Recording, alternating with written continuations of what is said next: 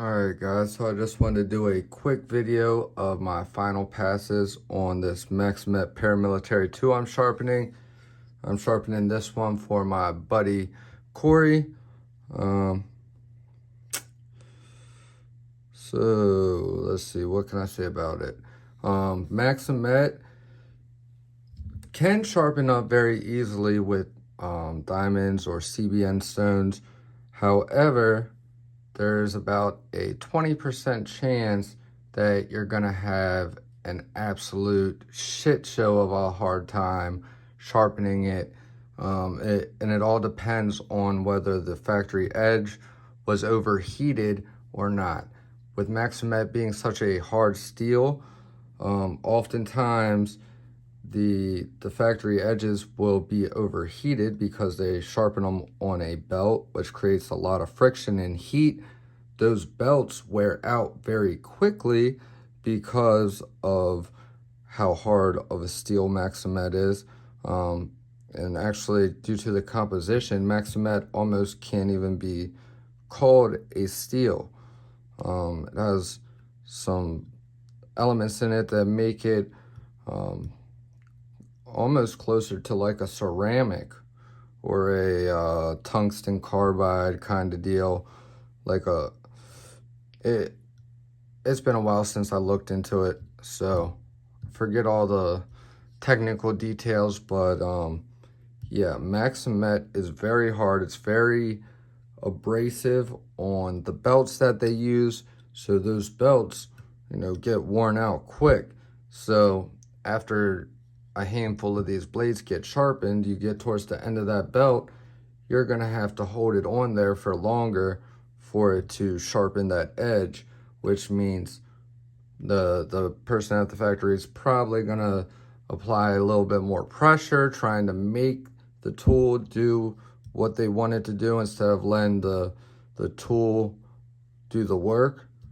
And you know, they create a lot of extra heat, and that in turn damages the heat treat along the edge of that blade.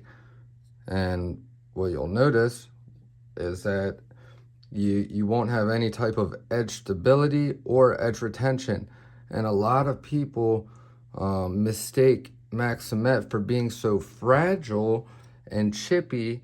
And this is my opinion and my best determination on what happens with a lot of people is that they get one with a burnt edge. Burnt edges do not have good edge retention at all because they don't have any stability at the edge. The edge itself will just crumble at the apex. And the same thing happens when you go to sharpen it. You will be trying to form that nice, fine, sharp apex, and it'll look like carbide tear out, and it'll look like parts of your edge are just crumbling and getting torn out, and you know, your edge will look jagged. If you look very closely, it'll look jagged along the edge of the knife, and you'll be sharpening it and sharpening it, and thinking, why can't I get this worked out? Why can't I get these chips worked out? Well, because it keeps on tearing itself apart. And there is a cure for that. If you get a blade like that, it's not trash, but you do have to remove a good amount more steel than you would have to normally. So if you run into that situation, don't panic. The best solution that I have found, the quickest solution when it comes to guided angle sharpening systems, or fixed angle sharpening systems, guided sharpening systems, whatever the hell you want to call it, is you want to raise that angle up on your system way up. I'm talking like 30 degrees, okay? You want to be super steep so you can just hack off a good chunk of material away from that edge. What that's going to do is going to very quickly remove the bad steel. And before you jump down my back or whatever, say, well, you might waste some good steel or whatever. Hey, if you want to do it the other way and just keep grinding until you get to the good stuff at, the same angle that it was at before or whatever, 17 degrees, be my guest. You're going to be grinding on it with diamond stones for 12 or more hours. Trust me, I know this from experience. So, yeah, you want to raise that angle way up, hack off a good portion of that damaged steel, and then you want to lower the angle back down to whatever angle you would like to sharpen the knife at. And then by the time you're done reprofiling it and getting it the way you want it, you should have removed enough steel to where you're getting into the good steel. You might, the second that you get it reprofiled, you may still have a little bit of instability in it, and you'll notice that the burr does not want to come off nearly as easy as it should. Guys, with really hard steels, they should deburr almost effortlessly. That's one of the characteristics that I love so much about sharpening really hard tool steels. When you have a softer steel, or even a good steel, but with a poor heat treat, a lot of times your edge will just kind of mush back and forth when you are trying to deburr it. That burr will just keep on flipping back and forth, flipping back and forth, because it's not flipping back and forth like sharply. It's kind of mushing it back and forth because the steel just doesn't have enough stability at the very apex. The apex is the finest point of that edge, okay? The finest point of that V grind is your apex. Now, once you, continue to work through your stones and everything, and start kind of working that burr down, which I do once I get to my second stone, I start making sure that burr is starting to knock down. Then once I get to my third stone, my burr should pretty much be non-existent a lot of times. So if you're still seeing a lot of problems with that burr coming off, once you get to that point, then you may need to do some more grinding.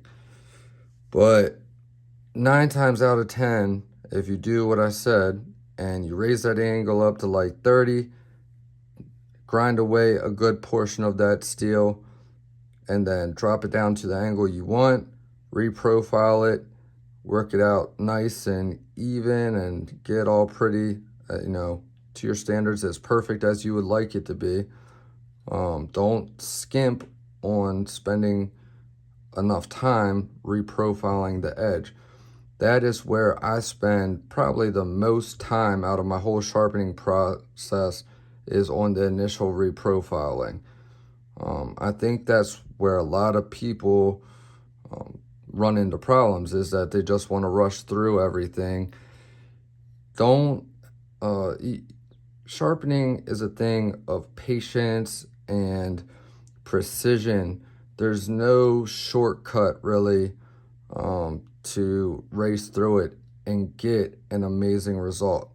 Sure, you can sharpen quickly and get a okay result, an average result. Sure, it might be sharp, but it's not going to be nearly on the same level as if you actually willing to take your time and really focus on everything as you're going through it. So I got sidetracked. I apologize. But anyways, if you do like the way I said, you should get through all that burnt steel and get to the good steel without a problem. And you'll save a lot of time doing it that way. And, when you get to your final stone, you should have no problem completely deburring just with the stone alone. And for those of you who aren't quite sure how to deburr with a stone or what it might look like when you're deburring with a stone, I'm going to demonstrate on this Maxamet PM2.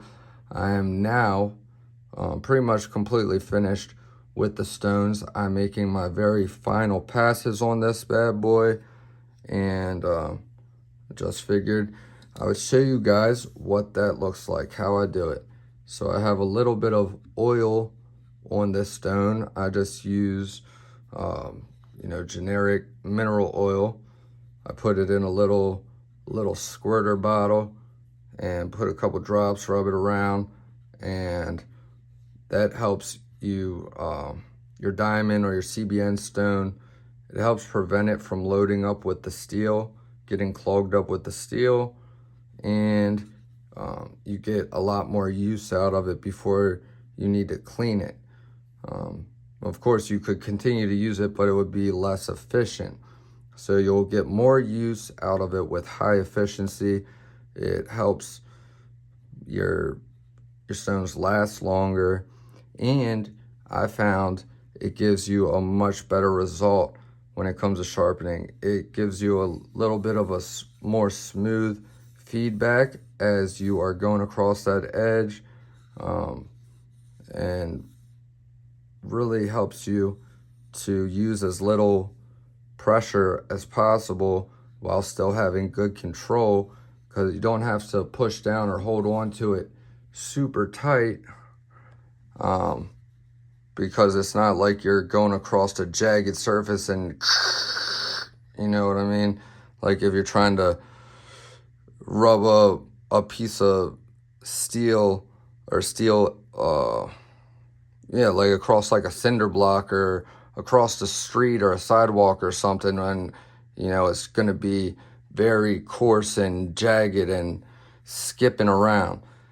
When you do the oil and you're using a good diamond stone, resin bonded diamond stone, or resin bonded CBN, which I'm using right now, it goes so smoothly, and you know, you don't have any of that bouncing around or anything, which you'll see here in a second. And just for those of you who might be wondering, this is the Veneve resin bonded CBN. I think it's not the Cerberus series, it's the Contar or something. I got them off of Gritomatic, but anyway, they're the double-sided. It's F400 on this side and F800 on this side. That is the FIFA rating scale. That does not mean 800 grit and 400 grit.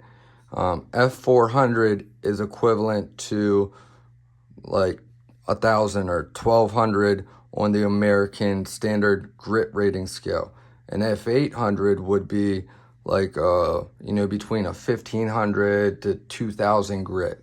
So this is a very fine stone, excellent for a finishing stone, especially if you're going for a polished edge or a mirror edge. So when I'm making my final deburring passes, I'll start all the way pushed in, sit it down on the edge nice and easy, just barely past the tip, like past the tip by a millimeter, okay? And with no pressure, I'm gonna pull it back towards me and towards the heel all at the same time. I have my stopper on the back. I don't know if you can see that. Oh, see, I have my stopper back there, so I cannot pull this stone off of the edge of the knife and smack the edge with the stone holder rod. That will give you a nice roll or chip in your edge. You definitely don't want to do that, so use your stoppers.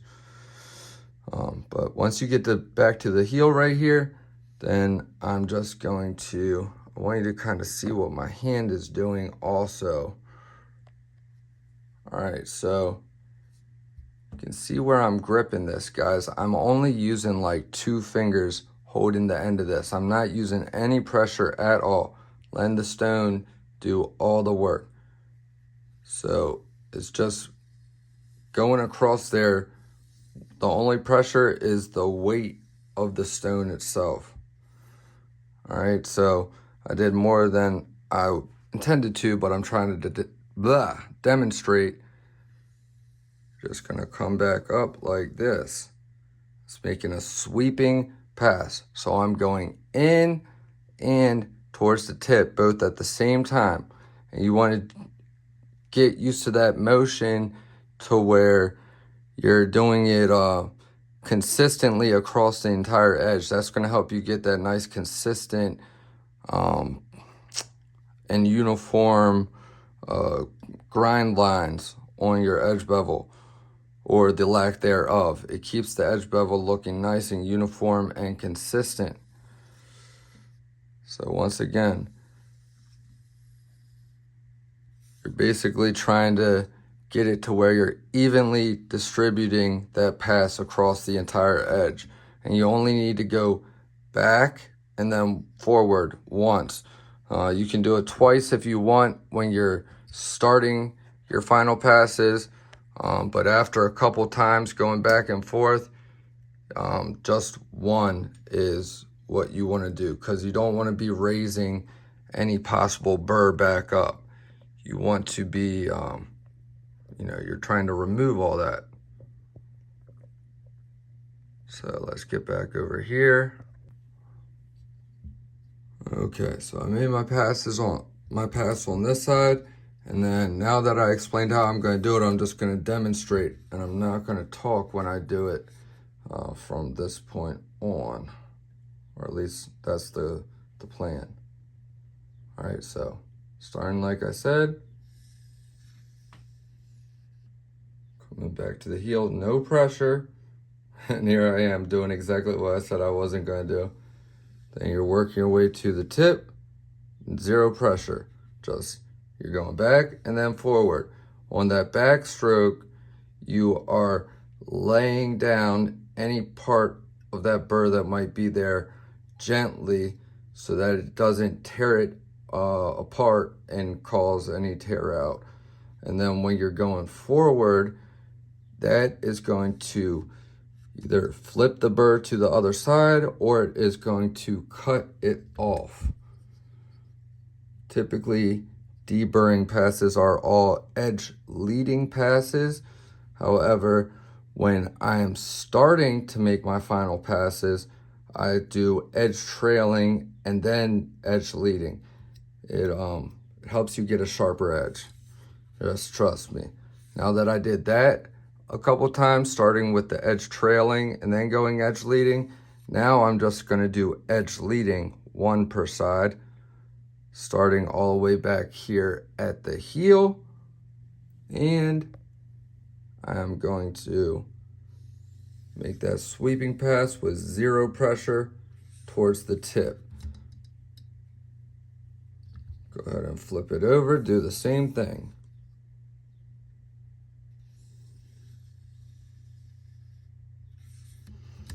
Go ahead, flip it over, do the same thing. And as you do this a couple times, you're gonna wanna go lighter and lighter, which I'm not pressing down on this stone, creating any pressure, but you almost wanna lift up some of the weight off of that stone after you go back and forth a couple times to really get as light as possible, especially on those last couple passes.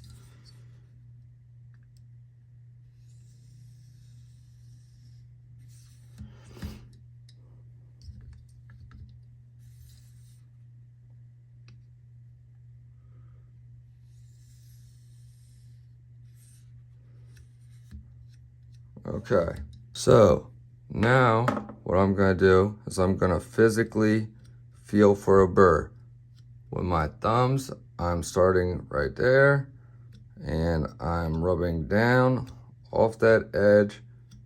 I cannot feel a burr, but I'm gonna look very closely and see if any part of my skin, what you'll see if you do have a burr, you'll either see the burr, well, the reason you'll see it is because it'll get kind of highlighted with some skin, some dead skin that will kind of scrape off on that little edge of the burr that is sticking up. But we don't have any of that on this side. I'm going to go ahead and check this side.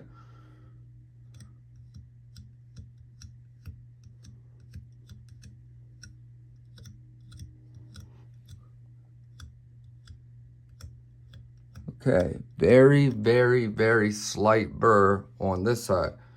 So, what I'm gonna do, start at the heel.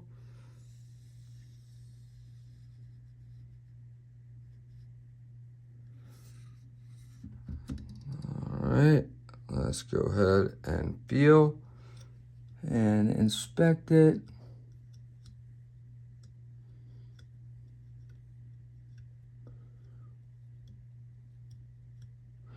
Just a hint of a burr.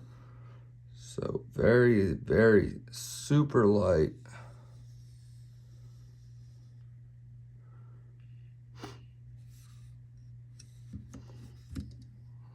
Check it again.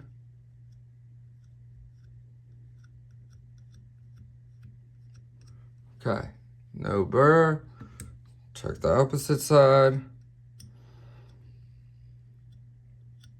And you don't have to completely remove it on the stone, but I do my best to, because it's going to give you a better edge. You'll have longer life of the edge, better edge retention and everything. It's a much healthier edge if you can deburr it off of the stone. Now on a microscopic level, there might still be a very, very tiny bit of burr that you will have to get with the stone, or not with the stone, with the strap. And I still am going to strap this. Don't get me wrong, that's going to further refine it, but you want to get it as sharp and precise and fine as you can with the stones before you jump to the strap. If you don't, you're going to be missing out on a lot of potential sharpness. Those of you who have been wondering how do you get a hair whittling edge, it's stuff like this that makes the difference.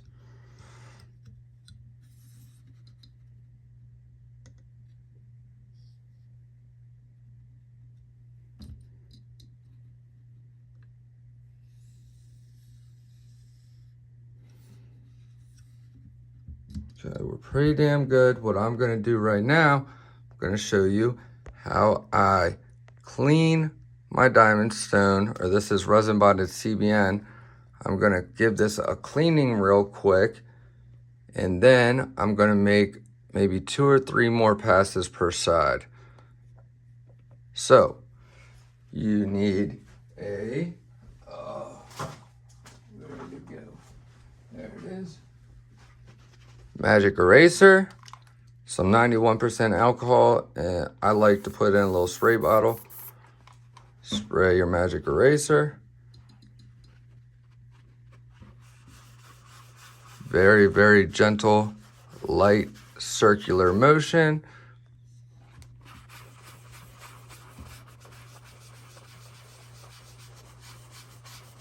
That's going to get your stone good as new. Gets the steel particles out of all the little nooks and crannies of the abrasive, and brand new.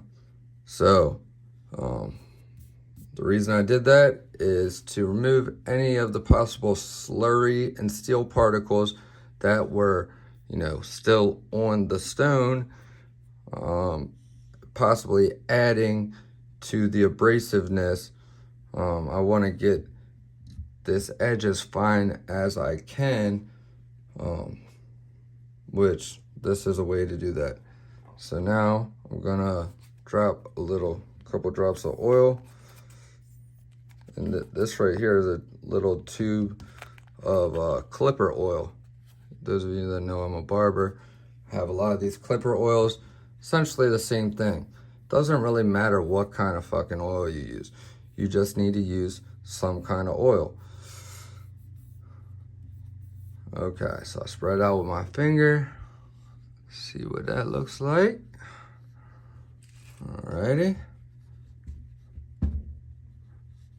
I'm gonna make that those 2 or 3 passes per side real quick.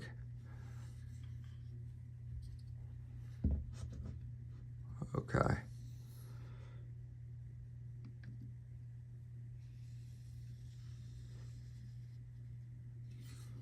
What that does is it really helps smoothing out that feedback as you're going across the edge, allowing you to get that much finer apex.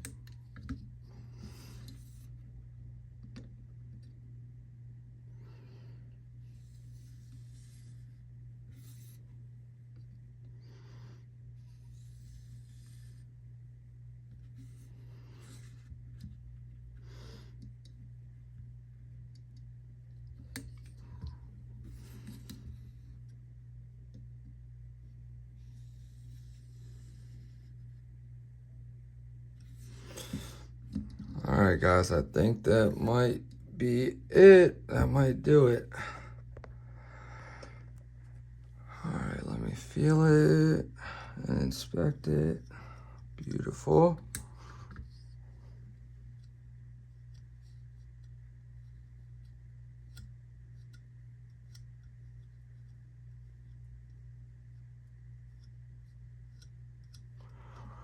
Almost.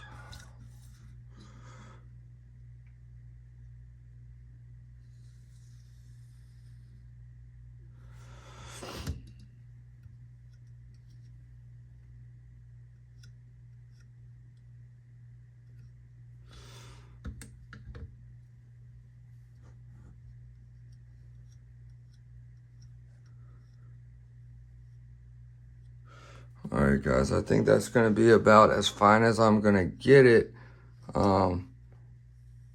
with the stones, which there is really pretty much no burr left.